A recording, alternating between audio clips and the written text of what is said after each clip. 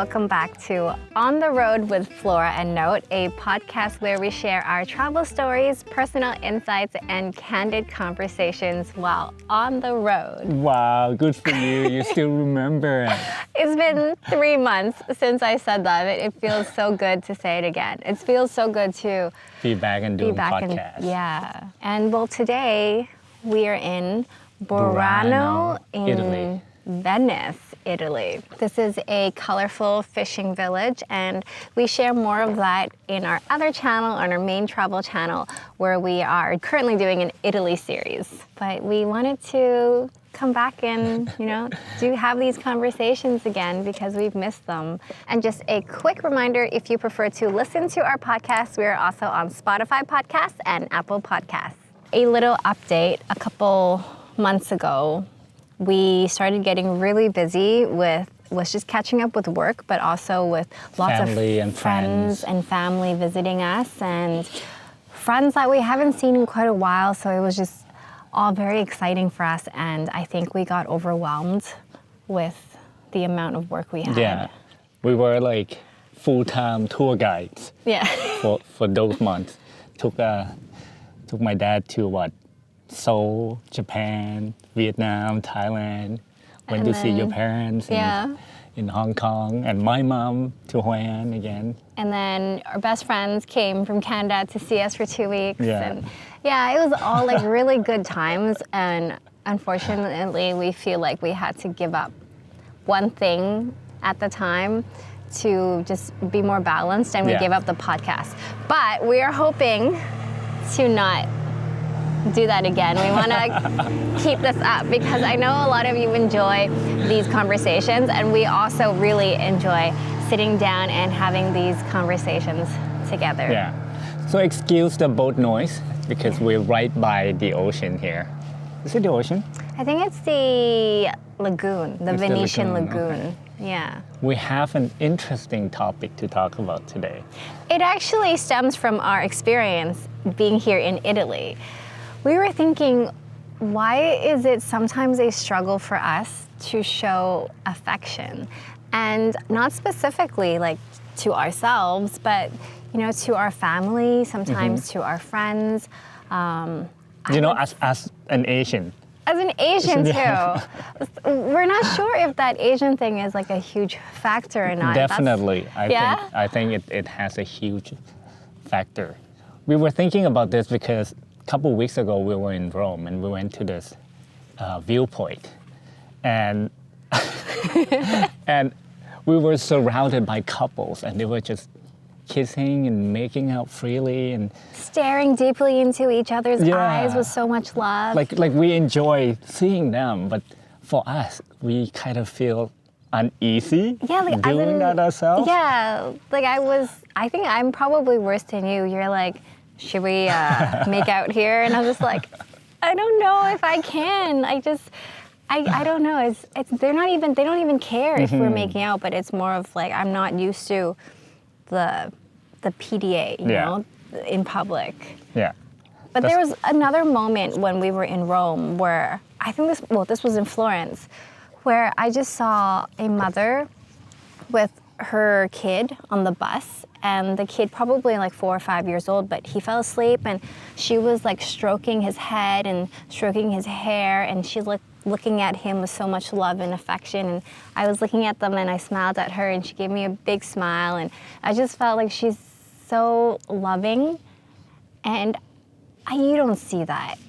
You don't see that in Asia. Like, you don't see the parent. You don't see that often. There's people doing that, but in not like public and so I just felt those moments made me feel like, affection is wonderful. It's love, and people should feel proud to show it.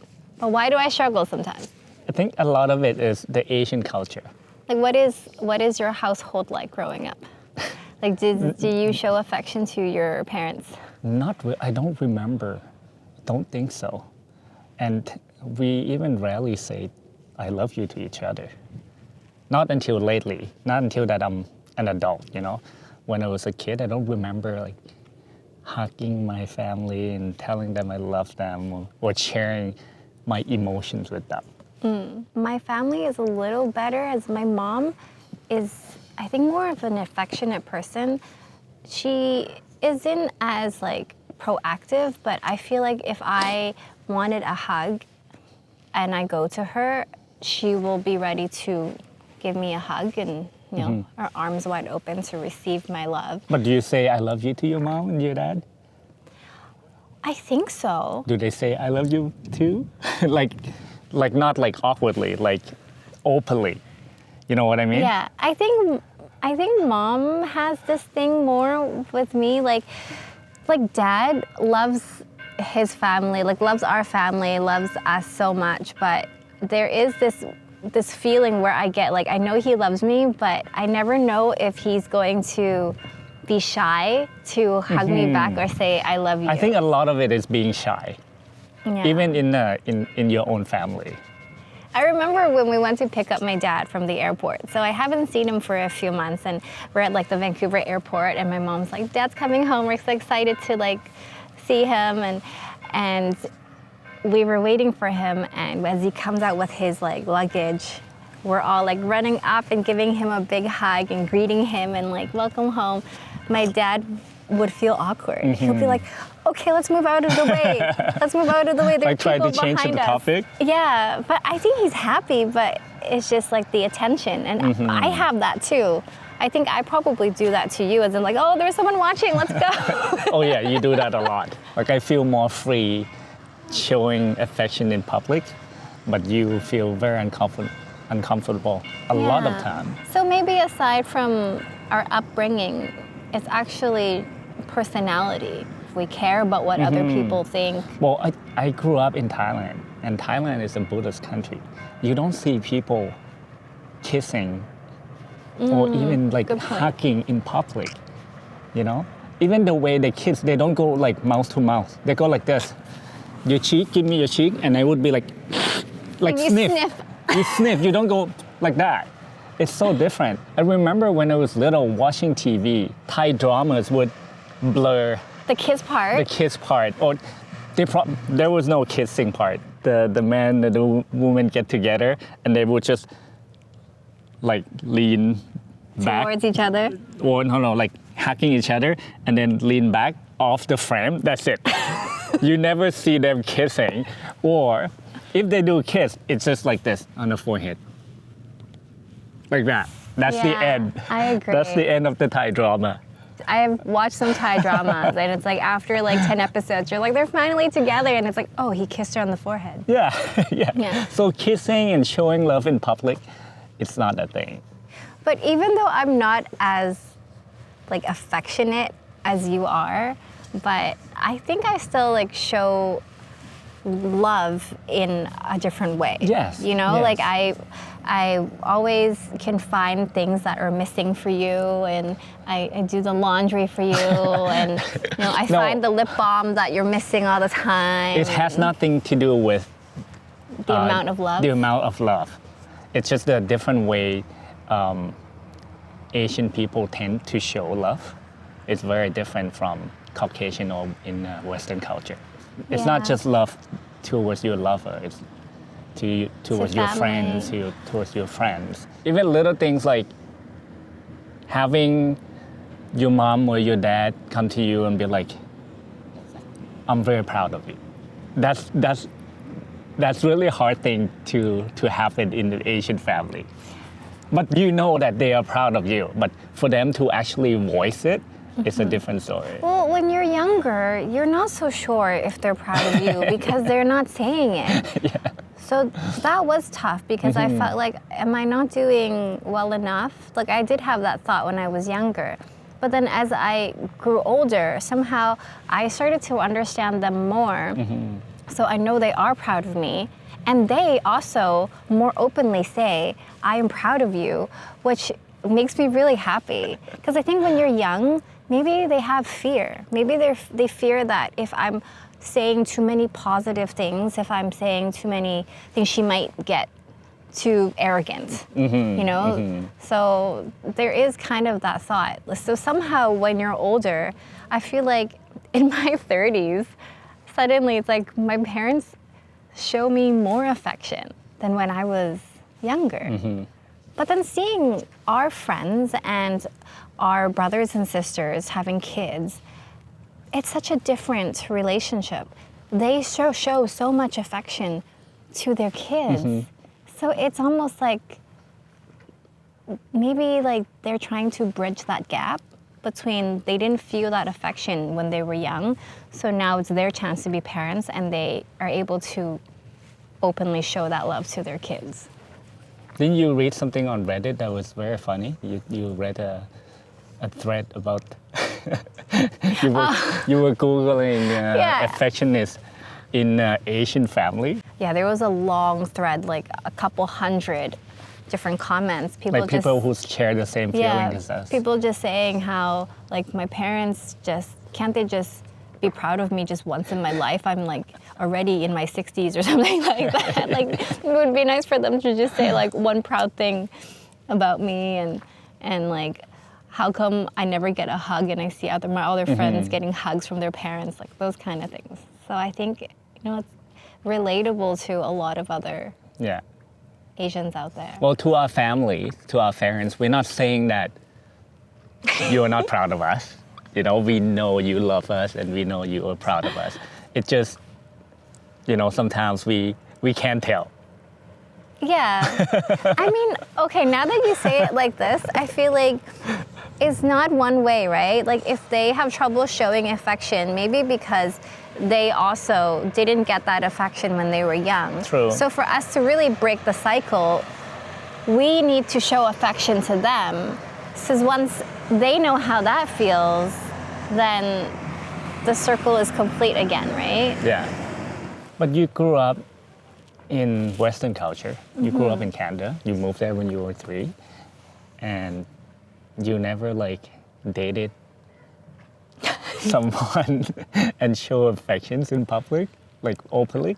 You know how I have Canadian friends, they all very openly about showing emotions and stuff. A Caucasian person. I've only dated Asian guys, and I haven't even had that many boyfriends.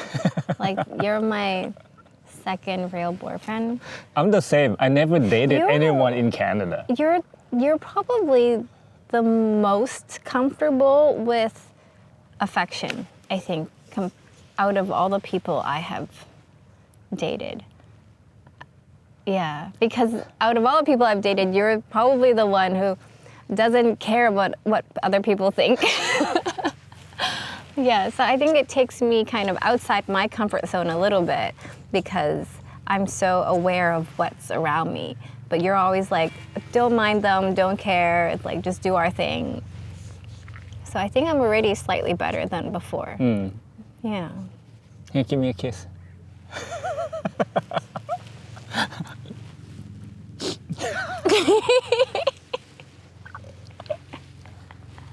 I'll sniff your face. Your mom doesn't sniff my face though, so that's a kiss. That's a kiss, right? Yeah. That's the Thai kiss. Yeah, she Sniffing is the Thai kiss. I think that now that we have experienced Italy for the past 3 weeks, I feel like Italians are very affectionate.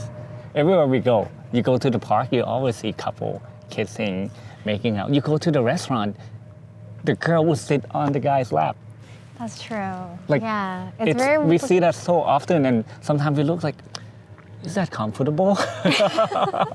Why don't they just sit on their own seat? But it's not just in movies, No, they're doing it here. Yeah, that's actually the romance. It's part of being romantic. I can see why, because we're not like this, we often get comments on our channel, on our main channel, are you guys a couple? Are you a married couple? Because you guys seem like siblings or something.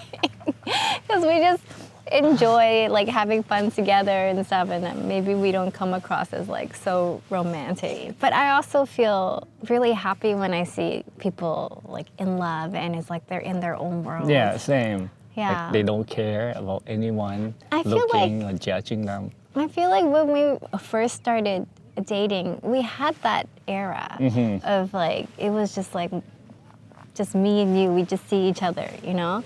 But it was kind of short-lived. Yeah. For a year, I think.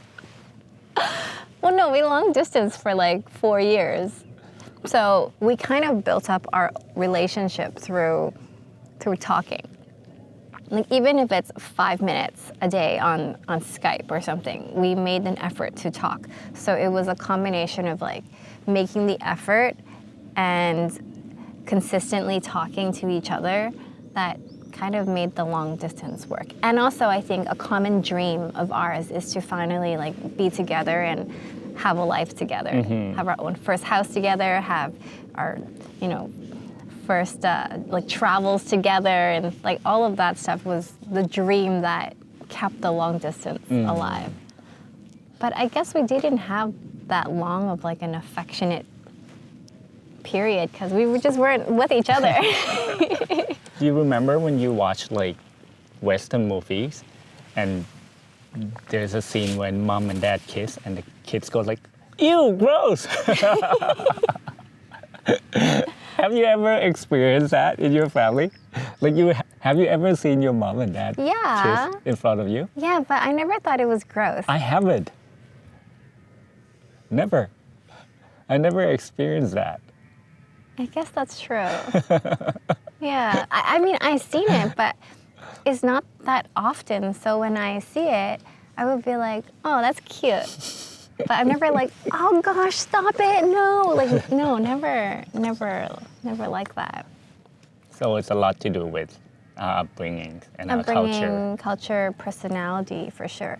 But I do think we show our love in different ways. Like, I'm not very affectionate, like physical touch kind of affectionate, but I like to...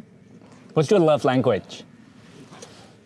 I think for me is acts of service. Like, I like to do things for you that you will appreciate. So like a lot of things that I think, oh, he's going to need that shirt, or he's going to need that pants, or he's going to need to, you know, use this or use that, and I just like figure that out for you. I have a lot of like extra contact lenses in my purse and extra lip balms and stuff in case you need it during the day. That's love. That's very important.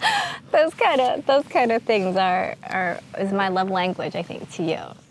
What are the languages again? I think there's physical touch, acts of service, words of affirmation, gifts, and quality time. Quality time, I think, is also mine. I really enjoy when we just go and do something together. Like this for me is quality time. I mean, we have conversations every day. Like we obviously talk, not just like once a week. But when we sit down and do this without distractions, this is quality time, which I really like. I think this is love. For me, it's 4 or 5. I don't care about gifts. You used to like gifts. I used to when I was Yeah. young. I used to care about brand names and what I wear, and yeah, not anymore. I'm too old for that. You used to count down your birthday and be like, okay, 2 weeks till my birthday, you can start buying me presents. Now I don't even know when my birthday is. It's like, oh, I don't care. But that's how you receive, though. That's the love you receive, is you say those 4 things that you appreciate. But how do you show your love, you think? Well, I think you like act of service, which I'm not very good at. I'm really good with words. Yeah. So that's kind of what we wanted to chat about today, is just affection, is just seeing how other people show affection and reflecting on our own way of showing affection. And I think there is no right or wrong. The only thing is, if you feel an urge to show affection to your partner, to your family, to your siblings, like to your friends, I think the right thing to do is just to show it, you know? Don't be scared that, you know, they might be shy about it or they'll be shocked about it. I think just give them a hug, you know, say how much you appreciate them, because I think everyone appreciates some love and affection. And everyone have their own way of expressing it.